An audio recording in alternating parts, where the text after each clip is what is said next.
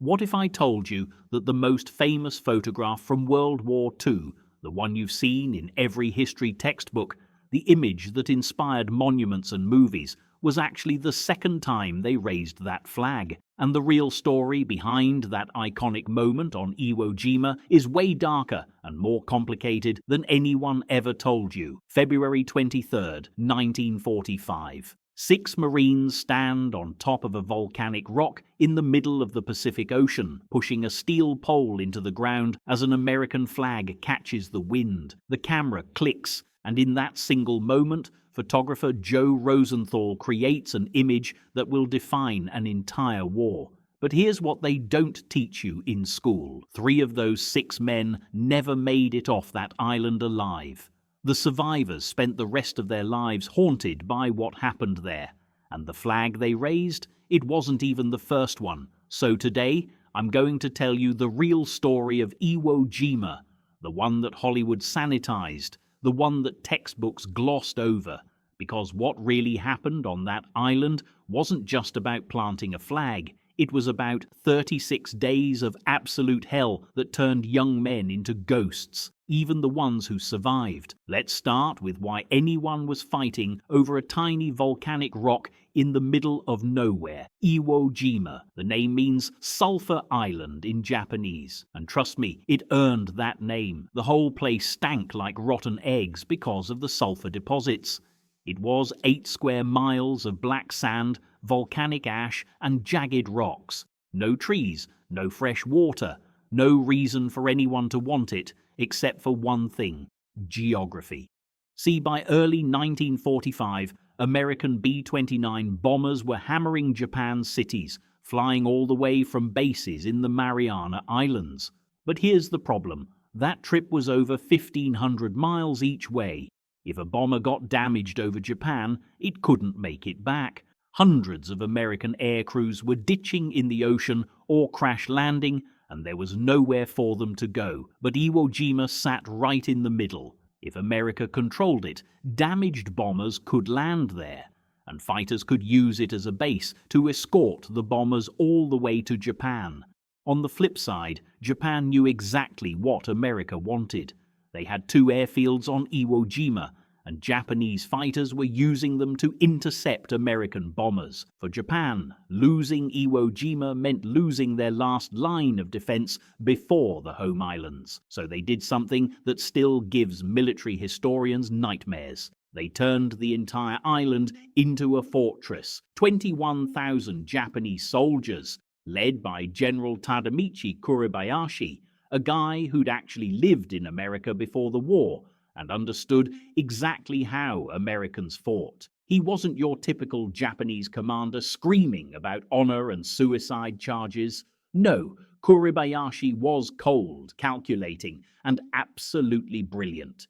He ordered his men to dig, and dig, and dig some more. They built 11 miles of tunnels underneath the island. Not simple tunnels, either. This was a full underground city. Barracks, hospitals, command centers, storage rooms. Some tunnels went down 5 levels deep. They had concrete bunkers with walls 3 feet thick. They had artillery positions carved into solid rock. They camouflaged everything so perfectly that American planes couldn't spot the defenses even after months of bombing. And Kuribayashi gave his men one order: don't die for the emperor in some glorious charge. Kill Americans, as many as possible. Make them pay for every inch of this island with blood. The Americans had no idea what they were walking into.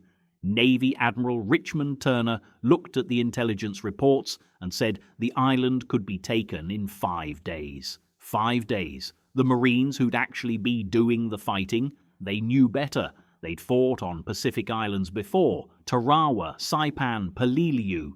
They knew the Japanese didn't surrender. They knew every island got worse than the last. But even they couldn't imagine what Iwo Jima would be like. 70,000 Marines prepared to invade. They were mostly young guys, 18, 19, 20 years old. Kids, really. Some had never seen combat before. Others were veterans of previous island battles and had that 1,000-yard stare that comes from seeing too much death. They spent weeks on transport ships, cramped together, seasick, scared, trying not to think about what was coming. The Navy and Air Force had been bombing Iwo Jima for months. Surely that had to have done something, right? Surely there wouldn't be that many Japanese left to fight. They were so wrong. February 19th, 1945, D-Day at Iwo Jima. The sun came up on what should have been a perfect morning, but you couldn't see it through all the smoke and dust from the naval bombardment. 400 warships surrounded the island, the biggest invasion fleet ever assembled in the Pacific. Battleships fired their massive guns, shells the size of cars screaming through the air and exploding on the beach. The noise was incredible. You couldn't hear yourself think. The whole island disappeared under smoke and fire. The Marines watched from their landing craft bouncing in the waves, trying to keep their breakfast down. Some guys were praying, some were joking around, trying to act tough. Some were quiet, lost in their own thoughts. And every single one of them was terrified, even if they wouldn't admit it. The first wave hit the beach at 9 a.m., and immediately everything went wrong. That black sand, it wasn't like normal sand. It was volcanic ash and loose gravel. Your boots sank into it with every step. Some guys sank up to their ankles. It was like trying to run through a giant sandbox, except people were shooting at you. The landing craft couldn't get close enough, so Marines had to wade through the surf with all their gear, rifles held over their heads. Machine gun fire kicked up water around them. They expected the Japanese to be waiting on the beach, firing at them the moment they landed. That's how it worked on other islands. But Iwo Jima was different. The beach was almost quiet, just occasional artillery shells. The Marines pushed inland, confused but grateful. They started to think maybe the bombing had worked. Maybe this wouldn't be so bad after all. Then they tried to move off the beach. There were these terraces, steep slopes of volcanic ash that the Marines had to climb to get off the beach and reach the rest of the island. And that's when General Karibayashi sprang his trap. He'd let the Marines land, let them bunch up on the beach, let them think they were safe, and then he opened fire with everything. Artillery shells started falling like rain, mortars, machine guns from hidden bunkers that the Marines couldn't even see, snipers picking off anyone who looked like an officer. The black sand that had been such a pain to walk through now became a death trap. When artillery shells hit, they didn't explode on the surface like normal. They buried themselves in the soft ash and then exploded, sending black sand and shrapnel spraying in every direction. There was nowhere to hide. You couldn't dig a foxhole because the sand wouldn't hold. You couldn't see where the fire was coming from because everything was camouflaged. Marines started dying before they even got off the beach. Some units took 50% casualties in the first hour. Bodies piled up on the black sand. Wounded men screamed for medics who were too busy trying to save someone else. Equipment littered the beach. Tanks got stuck in the sand or got blown up by hidden mines. Landing craft kept coming, wave after wave, bringing more Marines into the meat grinder. One Marine later said it was like being in a shooting gallery, except you were the target and you couldn't see the shooters. Another guy said the beach looked like hell if hell was real and you could visit it. The smell hit you first. Sulfur from the volcanic rock mixed with the smell of explosives, and then later the smell of blood and death that never really went away. The Marines did what Marines do. They pushed forward, inch by inch, foot by foot, fighting for every yard of ground. They brought in flamethrowers to burn out the bunkers. Demolition teams crawled forward under fire to blow up pillboxes. Riflemen covered each other, moving in short rushes from one piece of cover to the next, if you could even call it cover. The Japanese didn't run. They didn't surrender. They fought until you killed them, and sometimes even after you thought they were dead, they'd have one more grenade waiting. By nightfall on D-Day, 30,000 Marines had landed. 2,000 were casualties, killed or wounded. They'd advanced about 700 yards inland at the deepest point, and Mount Suribachi, the 550-foot volcanic mountain at the southern tip of the island, still loomed over everything. Japanese artillery observers on top calling down fire on the American positions below. The Marines dug in as best they could for the night. Everyone was exhausted, hungry, thirsty. The adrenaline was wearing off and the reality was setting in. This was going to be worse than anyone thought. Way worse. And that mountain, Suribachi, it had to be taken. Because as long as the Japanese held it, they could see everything the Marines were doing and rain death down on them. The next 4 days were pure combat. The kind that breaks men. The 28th Marines had the job of isolating Mount Suribachi, cutting it off from the rest of the island so the Japanese on top couldn't get reinforcements. Easy to say, horrific to do. They fought through a landscape that looked like the surface of the moon. Shell craters everywhere, wrecked equipment, bodies, both American and Japanese. The smell got worse every day, and the Japanese were everywhere and nowhere at the same time. They'd pop out of hidden spider holes, fire a few shots, then disappear back underground before you could return fire. You'd clear a bunker with a flamethrower and grenades, move on, and 10 minutes later someone would be shooting at you from that same bunker because it was connected to the tunnel system, and the Japanese just came back up. Sleep was impossible. The Japanese would infiltrate American lines at night, trying to kill officers and radio men, trying to create chaos. Sometimes they'd just scream and throw rocks to keep everyone on edge. You couldn't relax for a second. Marines started getting that look, that empty, haunted stare. Shell shock, they called it then. PTSD, we call it now. Men broke down crying. Some just froze up and couldn't function anymore. Others went the opposite direction and became reckless, taking crazy risks because they'd decided they were dead anyway. The weather didn't help. Cold rain came in off the ocean. Everyone was wet, covered in volcanic ash and sand that got into everything. Your food, your water, your rifle.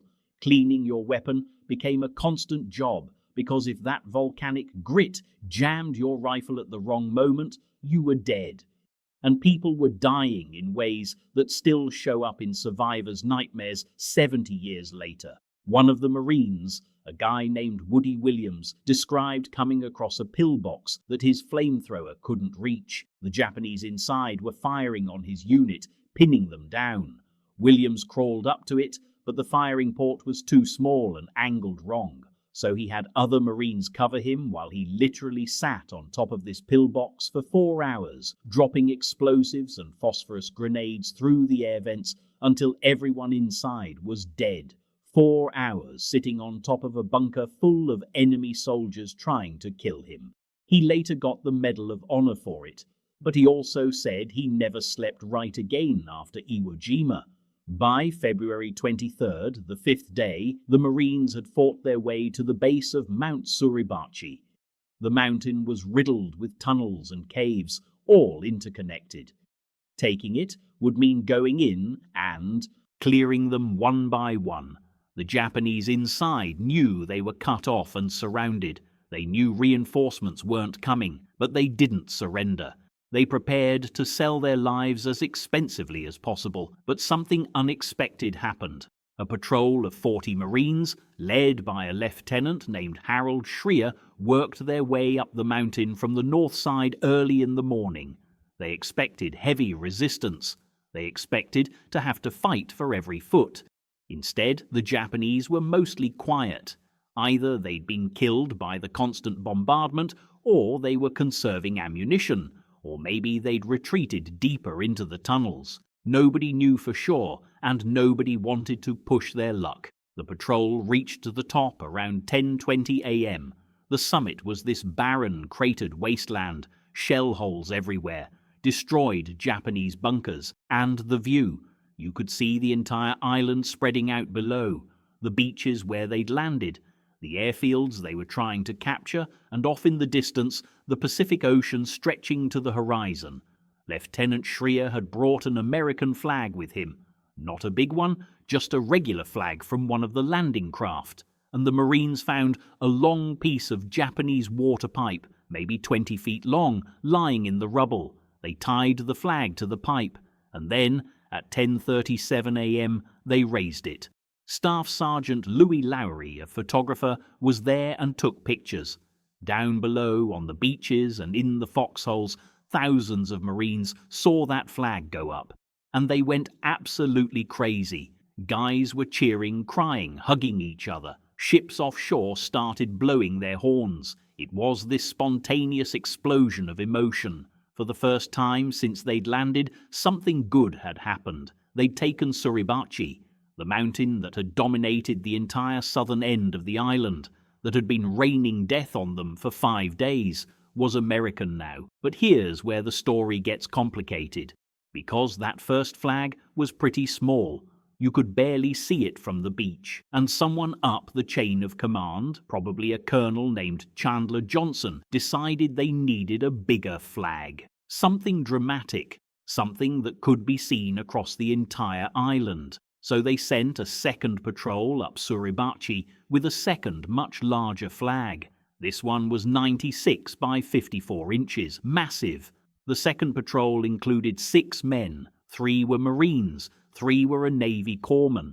Their names were Mike Strank, Harlan Block, Franklin Suley, Ira Hayes, Rene Gagnon, and John Bradley. Just regular guys. Strank was a sergeant, the squad leader, a tough Pennsylvania coal miner's son who everybody respected. Block was another sergeant, a Texas farm boy who'd lied about his age to join up.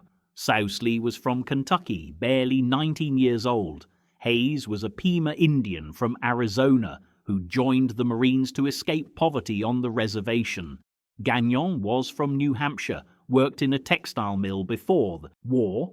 Bradley was a Navy corpsman from Wisconsin who'd already been treating wounded Marines for days. They weren't trying to make history, they were just following orders. Take this flag up, raise it, come back down, simple. They reached the top. The first flag was still there, surrounded by Marines guarding the summit in case the Japanese counterattacked. The 6 men found another piece of pipe and attached the big flag to it, and then they lifted it up. Now here's the thing, raising a flag is hard work when the flag is that big and the pole is that heavy and you're standing on top of a mountain in the wind. It took all 6 of them pushing together, straining, using rocks to brace the base of the pole. The wind caught the flag and almost knocked them over. They pushed harder, and at that exact moment, Joe Rosenthal took the picture. He was a photographer for the Associated Press, and he'd climbed up Suribachi specifically to get photos of the flag raising. He'd heard about the first flag and wanted to document the second one. He set up his speed graphic camera, the big clunky kind that used film plates. He didn't have time to look through the viewfinder. He just aimed in the general direction, held the camera over his head because Marines were in his way, and clicked the shutter. One photograph, 1/25th of a second. Frozen forever. The 6 men pushing the pole into the ground at an angle. The flag just starting to unfurl in the wind, rippling dramatically. You can see their faces, or at least parts of them, expressions of effort and determination. The composition is perfect, even though it was basically an accident. The diagonal line of the pole creates this sense of movement and struggle. The flag is the focal point, drawing your eye immediately. And there's something about the image, something powerful and symbolic that transcends the moment itself. Rosenthal didn't know if he'd gotten the shot. He sent the film back to Guam to be developed, then kept taking more pictures. The film reached Guam, got developed, and the photo desk editor looked at it and immediately knew it was special. They transmitted it back to the United States via radio wire service, and within hours the photograph was on the front page of newspapers across America. The reaction was immediate and overwhelming. People couldn't stop staring at it. This was February 1945, remember? The war had been going on for 3.5 years. Americans were tired of rationing, tired of war news, tired of casualty lists, They needed something, anything, to believe in. And suddenly, here was this photograph that looked like a painting, like propaganda art, except it was real. It showed Americans winning. It showed teamwork, struggle, perseverance. It showed the flag, the ultimate symbol of America, being planted on enemy soil. People saw in it whatever they wanted to see: hope, victory, sacrifice, strength. Some people said it reminded them of the Revolutionary War, of soldiers raising the flag at Valley Forge or during the Battle of Bunker Hill. It hit something deep in the American psyche. The military brass immediately recognized the propaganda value. Remember, the government was trying to sell war bonds to finance the war effort. They needed to raise $14 billion, and they needed Americans to keep buying bonds. This photograph, this image of the flag raising, became the centerpiece of the Seventh War Bond drive. They printed millions of posters using the photo. They put it on stamps. They made sculptures of it. And then they did something that would haunt the survivors for the rest of their lives. They brought the flag raisers home for a publicity tour. Except there was a problem. By the time the military decided to use the photograph for the Bond tour, 3 of the 6 men in the photo were dead, killed on Iwo Jima in the fighting that continued after the flag raising. Mike Strank, the sergeant, the leader, was killed on March the 1st by artillery fire, just blown apart. He was 25 years old. Harlan Block was killed the same day, same artillery barrage. He was 20. Franklin Sousley was killed by sniper fire on March 21st, just days before the island was declared secure. He was 19. 3 of the 6 men in the most famous photograph from World War II never made it off the island alive. The 3 survivors, Ira Hayes, Rene Gagnon, and John Bradley, were pulled out of combat and sent back to the United States. They had no choice. The military needed them for the Bond tour. So in April 1945, while the fighting on Iwo Jima was still grinding on, while their friends were still dying, these 3 guys were suddenly in Washington, D.C., shaking hands with politicians and standing on stages in front of crowds of thousands of people. Can you imagine that? 1 month you're in hell, watching your friends get blown apart, sleeping in a foxhole, killing people, and watching people get killed. The next month, you're in a suit and tie, smiling for cameras, being called a hero by people who have no idea what you went through. The psychological whiplash must have been incredible, and everywhere they went, people wanted to talk about the photograph. They wanted to hear about the flag raising. They wanted it to be this triumphant, glorious moment. But for the survivors, Iwo Jima wasn't glorious. It was a nightmare, and the flag raising itself was just a few minutes in the middle of 36 days of hell. It didn't feel special at the time. It was just another task. Raise the flag, come back down, get back to fighting. Ira Hayes, in particular, struggled with the attention. He was a quiet, reserved guy to begin with, and being thrust into the spotlight made him deeply uncomfortable. He felt like a fraud. He'd later say that the real heroes were the guys who didn't come back, the ones buried on Iwo Jima or at sea. He didn't think he deserved to be called a hero just for being in a photograph. And on top of that, he was a Native American in 1945 America, which meant even though he was being paraded around as a hero, he still faced discrimination and racism when the cameras weren't on him. The Bond tour was successful. They raised over $26 billion, way more than the target. The photograph was everywhere. It became the defining image of the war. But for the 3 survivors, it was torture. They gave speeches written for them. They reenacted the flag raising in stadiums, pushing up a fake flagpole while bands played patriotic music. It was theater, performance, propaganda, and it made them sick. John Bradley rarely talked about Iwo Jima for the rest of his life. His family didn't even know he was in the famous photograph until after his death, when they found old letters and documents. He'd buried the whole experience as deep as he could and refused to dig it up. René Gagnon tried to capitalize on his fame, but never managed to build a successful career out of it. He worked various jobs, always feeling like he was living in the shadow of that one moment. Ira Hayes had it the worst. He developed severe alcoholism after the war, trying to drink away the memories and the guilt. He couldn't hold a job. He was arrested multiple times for public drunkenness. He'd occasionally break down and tell people about Iwo Jima, about the friends who died, about how he should have died too. In 1955, he was found dead in a field on the reservation in Arizona. Exposure and alcohol poisoning. He was 32 years old. President Eisenhower ordered full military honors for his funeral. Thousands of people attended. The flag that had flown over Iwo Jima was draped over his casket, but none of that brought him peace. The photograph that made him famous had also destroyed him. And here's another thing that people don't realize about the famous photograph. For years, one of the men in it was misidentified.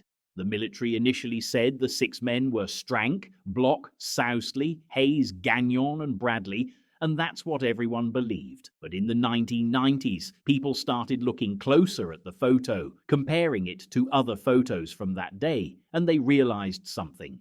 One of the men they'd identified as John Bradley actually wasn't John Bradley. It was Harlan Bloch. Bloch's family had been saying this for years, but nobody listened.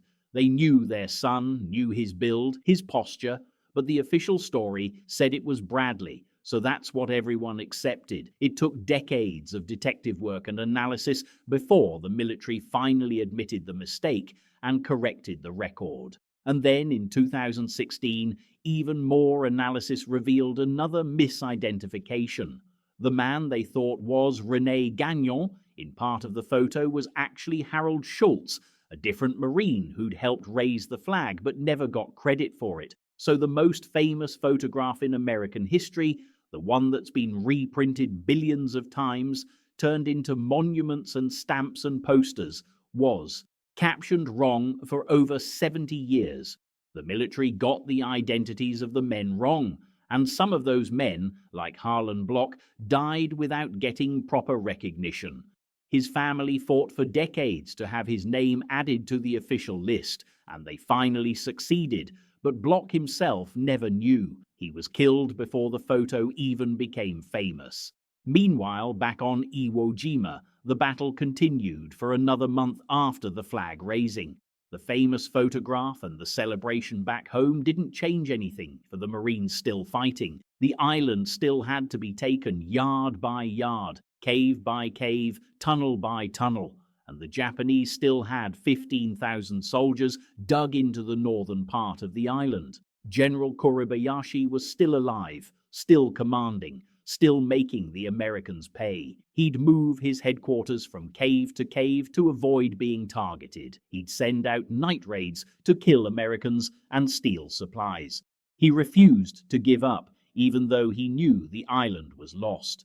His orders from Tokyo were to hold out as long as possible, to bleed the Americans so badly that they'd think twice about invading Japan itself. And it worked. The casualties kept mounting. By the end of February, 10,000 American casualties. By mid-March, 20,000.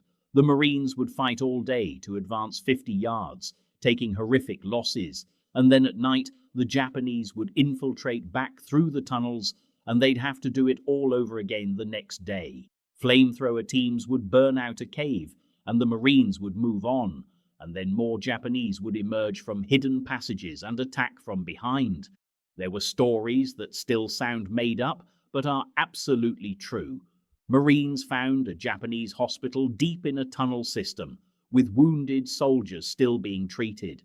Rather than surrender, the Japanese killed the wounded, killed the doctors, and then killed themselves.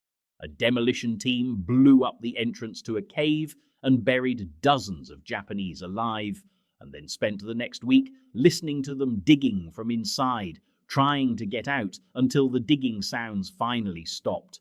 A Marine flamethrower operator named Corporal Tony Stein killed 20 Japanese soldiers in one day going back to the beach 4 times to get more ammunition and bringing wounded Marines with him each trip. He survived Iwo Jima, but was killed 3 months later on Okinawa. Another Marine, Gunnery Sergeant John Basilone, who'd already won the Medal of Honor at Guadalcanal, was killed by a mortar on the first day at Iwo Jima. He could have stayed home as a war hero training recruits, but he requested to go back into combat and died on that black sand beach. The fighting didn't officially end until March the 26th, 36 days after the invasion began. By then, the island was secure enough that American bomber crews could use it as an emergency landing field. But even after the official end of combat, small groups of Japanese holdouts continued to hide in the caves and tunnels, occasionally emerging to attack Americans. Some held out for weeks, a few held out for years. The last 2 Japanese soldiers on Iwo Jima didn't surrender until 1949, 4 years after the war ended. The final casualty count was staggering: 27,000 American casualties, including 7,000 dead. Almost 1/3 of all American casualties in the entire Pacific War happened on this one tiny island. 27 Medals of Honor were awarded for actions on Iwo Jima, more than any other battle in American history. The Marines had to bring in reinforcements twice because units were getting chewed up so badly. On the Japanese side, almost the entire garrison was killed. Out of 21,000 defenders, fewer than 200 were captured alive. The rest died fighting or committed suicide. General Kuribayashi was never found. He likely died in one of the final Banzai charges in late March, but his body was never identified. Some of his last messages were found in caves, notes to his family that were never sent.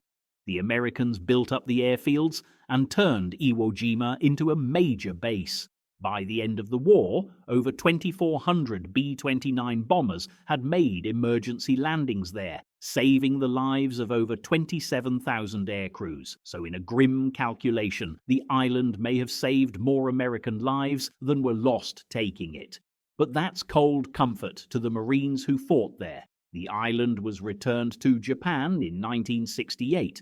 Today, it's administered by the Japanese military, and there are no civilian residents. Veterans occasionally go back for commemorations, both American and Japanese survivors standing together on the black sand beaches where they tried to kill each other. The tunnels are still there, most of them sealed up, but some are open for tours. You can go inside and see the hospital rooms, the command centers, the barracks carved into solid rock, and Mount Suribachi still stands, 550 feet tall, overlooking everything. There's a monument at the summit now, a memorial to all who died there. And somewhere in the volcanic rock, buried under decades of weathering, is the spot where those 6 Marines raised that flag. But let's come back to the photograph itself, because its impact extended far beyond the war. Joe Rosenthal won the Pulitzer Prize for it in 1945, the only photograph from a current event to win while the event was still ongoing. The image appeared on a postage stamp while the war was still being fought. It's been reproduced, copied, parodied, and referenced more than possibly any other photograph in history. The Marine Corps War Memorial in Arlington, Virginia, is a massive bronze sculpture based on the photo, showing the 6 men raising the flag. It's 100 feet tall and weighs over 100 tons.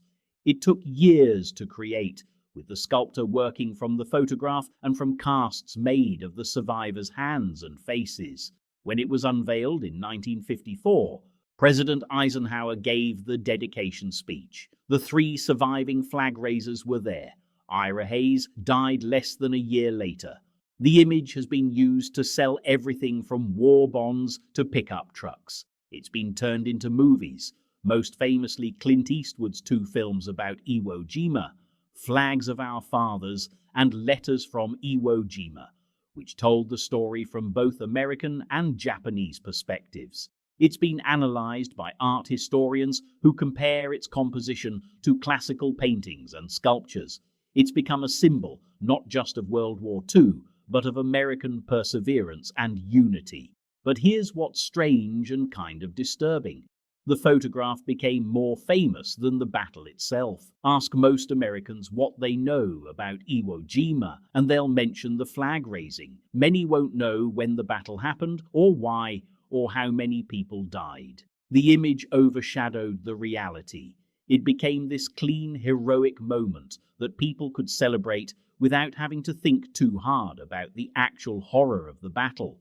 And that's what bothered the survivors so much. They knew what the photograph didn't show. It didn't show the Marines who died before they even got off the beach. It didn't show the ones who got blown apart by artillery or burned alive by flamethrowers. It didn't show the teenage kids crying for their mothers as they bled out on black sand. It didn't show what combat actually does to human beings, physically and mentally. The photograph froze one moment, 6 men raising a flag, and turned it into something eternal and symbolic. But those 6 men were just regular people who happened to be in the right place at the right time for a photographer's lens. They didn't ask to become icons. They didn't want to represent anything. They just wanted to survive and go home. 3 of them didn't get to go home. 3 did, but they never really escaped Iwo Jima. It followed them everywhere, in the photograph that everyone wanted to talk about, in the nightmares that woke them up at night, in the faces of dead friends they saw when they closed their eyes. So what's the truth behind history's most famous war photograph? The truth is complicated. Yes, 6 Marines raised a flag on Mount Suribachi on February 23rd, 1945. Yes, Joe Rosenthal captured it in a perfect photograph that became an icon. But that moment didn't define the Battle of Iwo Jima any more than one frame of film defines an entire movie. The real story of Iwo Jima is 36 days of brutal, grinding combat. It's 7,000 American dead and 20,000 Japanese dead, fighting over 8 square miles of volcanic rock. It's young men, barely out of high school, killing and dying for reasons that seemed clear at the time, but probably haunted them later. It's Marines burning out caves with flamethrowers and Japanese soldiers choosing death over surrender. It's both sides pushed to the absolute limit of what humans can endure. The flag raising was symbolic, sure. Symbols matter, but the Marines who fought there didn't need a photograph to remember what happened. They lived it. Some of them died in it. The ones who survived carried it with them forever, whether they wanted to or not. And reducing their experience to one dramatic image, however powerful that image might be, doesn't do justice to what they went through.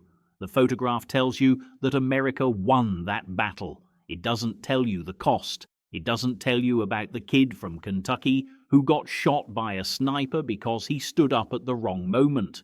It doesn't tell you about the sergeant from Pennsylvania who got killed by the same artillery shell that killed his best friend. It doesn't tell you about the Navy corpsman from Wisconsin who spent the rest of his life trying to forget what he saw. But maybe that's the point. Maybe the photograph serves a different purpose. Maybe it's supposed to be inspiring rather than accurate, a symbol of victory rather than a documentation of suffering. Maybe that's what America needed in 1945. And maybe that's why it still resonates today. The question is whether we're okay with that. Whether we're okay with turning real people's trauma into patriotic art. Whether we're okay with celebrating a moment without fully understanding the context. Whether we're okay with making heroes out of people who didn't feel like heroes and didn't ask to be made into symbols. 3 of the 6 men in that photograph died on Iwo Jima and never knew they were famous. 3 survived, and fame destroyed 2 of them and tormented the 3rd. The photograph launched careers for politicians and artists and filmmakers, generated millions of dollars, inspired countless people. But for the people actually in the photograph, it was mostly a burden. That's the real truth behind the most famous war photograph in history. It captured one genuine moment of achievement in the middle of hell, but then that moment got turned into something else, something bigger and more symbolic. something that the men in the photograph didn't recognize and couldn't control. The photograph became immortal, the men didn't. If this story hit you, subscribe if you want more history that challenges what you think you know.